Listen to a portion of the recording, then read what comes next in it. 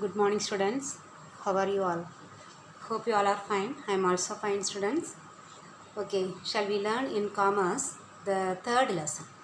Okay, third lesson what we have left out when that in the deleted portion that I have not taught you that time.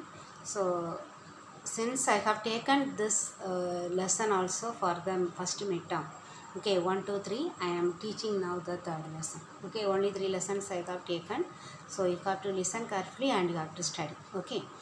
First, I will give one introduction about management by objectives, and this lesson is teaching two principles. Okay, one is management by objectives, and another one management by exception. Okay, these are the two management system. First, I will explain what is management by objectives. This is also called as in short MBO, MBE. Okay, what is this MBO? It is one of the kind of management system. Here, each and every member of the organization is given importance.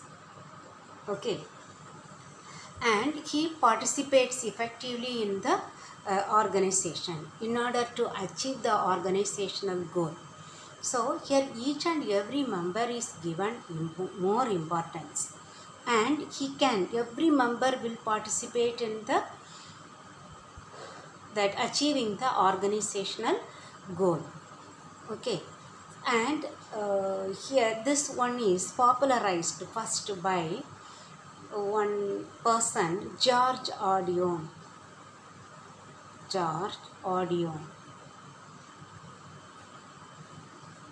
He was in USA. Here he is defining, okay, this MBO system. He is defining like here are the superior and the subordinate managers, superiors and subordinates. Usually superiors and subordinates, they never join together and do a work. Okay, the superiors will give orders to the subordinates to do.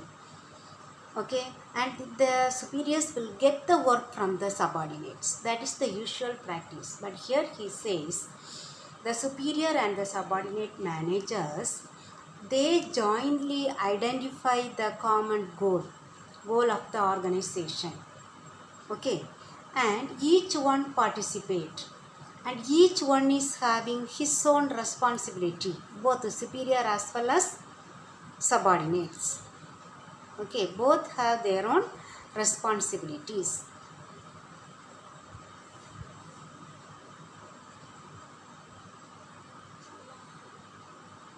Okay, and here each one has to contribute also for the achievement of the goals.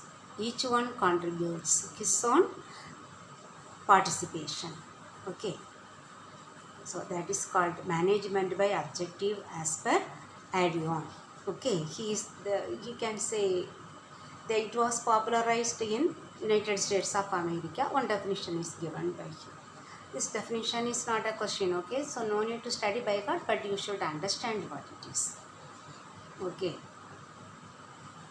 then now we will learn about the objectives of MBO. Okay, what is the first point? Objectives, the main aims of this MBO. Here the main aim is to measure and judge performance. Okay, to measure and judge performance. What is the meaning? Measure and judge performance. Each one has to perform in the organization in order to achieve the goal we have studied. That is called MBO, isn't it?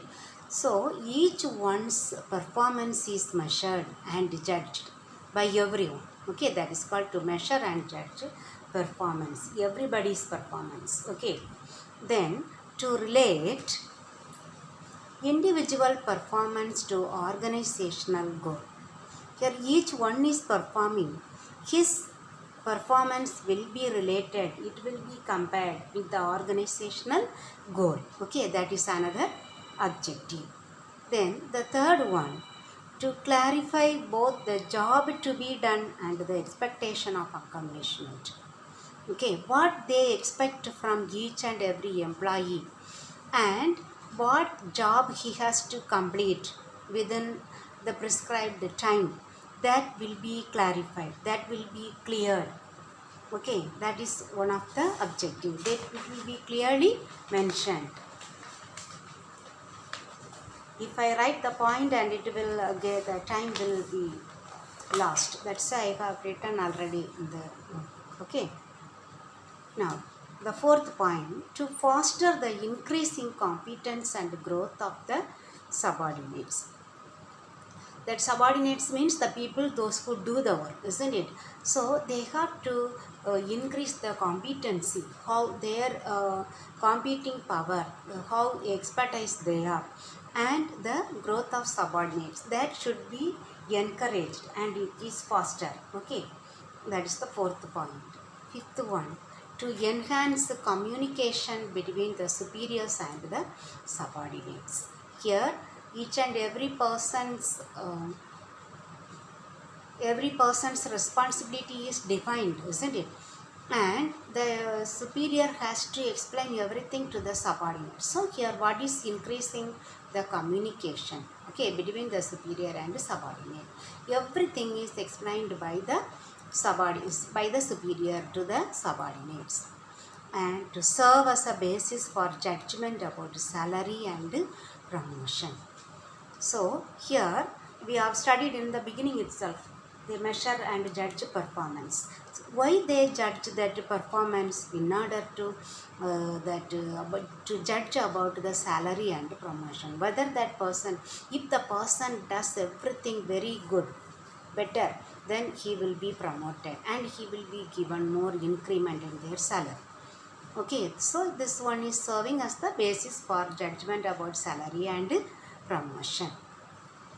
Then seventh one, to stimulate the subordinates motivation. So here the subordinates means the the lower level workers. Okay, the superiors will get the work, subordinates will do the work. They are motivated. How? Because of this reason also, they are given more salary and promotion. So this is in stimulating the subordinates motivation. Okay, they will be motivated. If I work hard and if I do perform, or if I perform well, I will be given more salary, I will be promoted. So that is becoming a stimulate for the subordinates motivation. Okay, then to serve as a device for organizational control and integration. Okay, so the whole organization will be controlled, and integration means all will work together. Okay, so they will be working together and there will be a proper organizational control. So this MBO is acting as a device for organizational control and integration. This is one of the very short answer. Okay, 2 mark, any 3 or 4 points you can write. Okay, that objectives we have studied. Now we are going to learn about the features. 10 features there. Okay, I will explain that one. Features of MBO. MBO, you know, that each and every member of the organization is given equal importance. Then everybody participates and everyone involves in the goal setting process. Okay, so everyone is given much importance in the organization. So what is the first features? Many of the objectives also will come as the features. Okay, so this MBO is an attempt, it is made by the management to integrate the goals of the organization and the individual. Okay, so organization and individual, so they are integrated both. There each individual also has his own goal, then the whole organization is also having a common goal. So they will integrate both these two. So what is happening? This will lead to effective management. Okay, it is very good system of management, this MBO. Okay, now second point, second feature, MBO combines the long run goals with the short run goals. Long run goal, we can say the goals of the organization. Okay, and short run goal, we can say the individual's goal. So we are combining these two. Long run means, okay, for example, we can say the long run goal of the students, they have to score center mark or center result. What is the short run goal? There they have to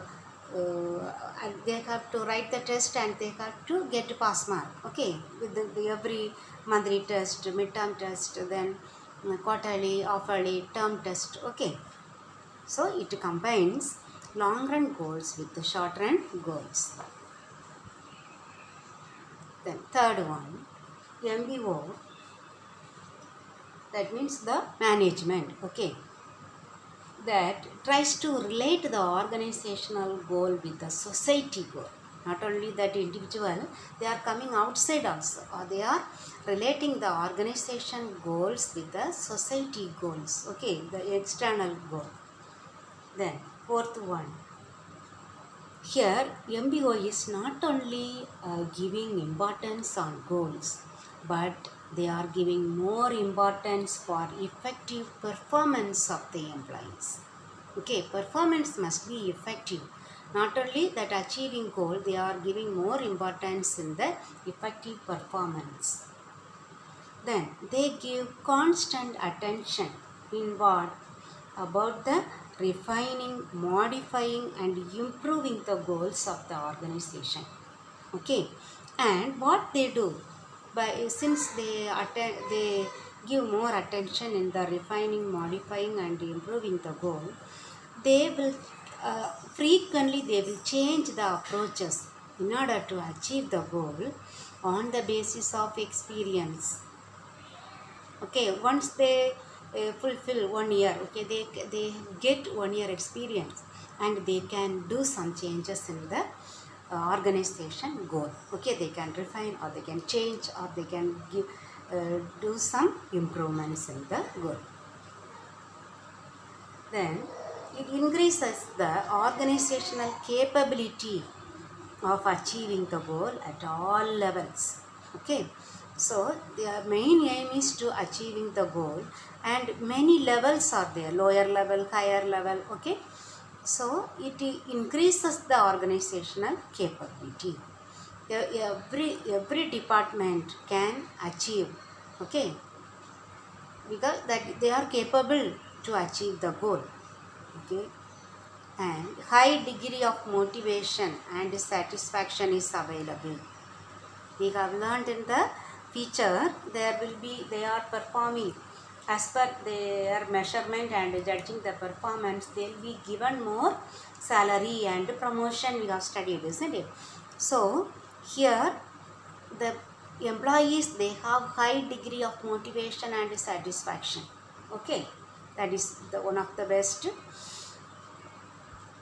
features. And the eighth one, it recognizes the participation of employees in goal setting process. That's the main thing. Okay, MBO only recognizes the participation of employees in goal setting process. Never they will allow the employees in goal setting process. Who will do the goal setting? Only the management. Okay, but here in MBO only they recognize, okay, the participation of the employees also can participate in the goal setting. Okay, what all our goal? Okay, they are given chances, employees. Then the ninth point aims at replacing the exercise of authority with the consultation. There is no authority but consultation there. They can consult with the employees, and the employees can consult with the management. But here they replace the exercise of authority. Authority means what? The power. In the first lesson we learned, authority means they have the power to do anything, that harmony, not discard. Okay, that discard. Okay, rule of thumb. That authority means rule of thumb. Do this one, do that one. We are asking them. So they are replacing this exercise of authority with what? With consultation. They can consult with the employees. Employees can consult with the authorities. Okay. Then the last point is encourages a climate of trust. Okay, because on the part of the employees, they can trust the employees also can trust the management also trust the employees. Then goodwill, everybody is given importance, everybody is allowed to take participate in the goal setting process. Okay, and there is a will, everybody is willingly, they are performing their duties, they are motivated, because if they perform well, they will be given more salary or promotion will be given. So it is encouraging. So it's a very good system of managing the people in a business organization or any type of organization. Okay, so the features is the question answer of 3 mark. Okay, write the features of MBO. Okay, features of MBO. Then adjectives of MBO, that 2 mark 1. Okay, so you can write 3 or 4 points. Okay, students. Okay, then you will it will be very useful for you for the writing of your test. Okay, so better you learn these question answers, 2 question answers, and read the full up to the meaning, definition, adjectives and features. Okay, all the points you read and understand. I have explained everything clearly, and if you have any doubt, you ask me in the Zoom class. Okay, students, thank you very much.